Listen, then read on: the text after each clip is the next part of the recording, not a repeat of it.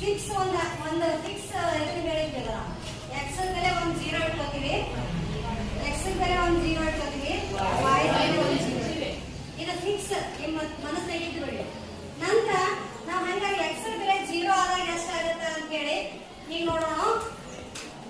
x minus y is equal to 2 ಐತಿ. x ಇದ್ದರೆ 0 ಹಾಕೋತೀನಿ, 0 minus y is equal to 2 ಆಕೈತಿ. and y is equal to ಏನಾಗೈತಿ minus 2 ಆಕೈತಿ.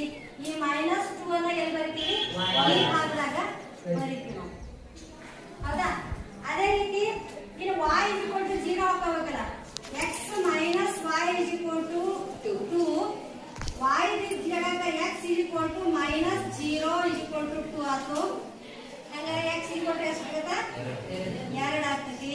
ಇದು ಮೈನಸ್ 2 ಆದ್ರೆ ಇದು ಪ್ಲಸ್ 2 ಆಗ್ತೈತಿ.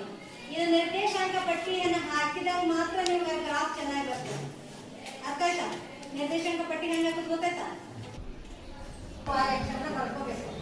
x x ಡ್ಯಾಶ್ y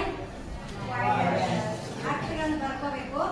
ಇನ್ನು ಸ್ಕೇಲ್ ಅನ್ನು ಹಾಕೋಬೇಕು. ಸ್ಕೇಲ್ ಹಿಂಗೆ ಹಾಕೊಳ್ರಿ. ಸ್ಕೇಲ್ ಅಂತಂದ್ರ x ಅಕ್ಷರದೊಳಗ ಹೆಂಗ್ ತಗೊಂಡಿದ್ವಿ, y ಅಕ್ಷರದೊಳಗ ಹೆಂಗ್ ತಗೊಂಡಿದ್ವಿ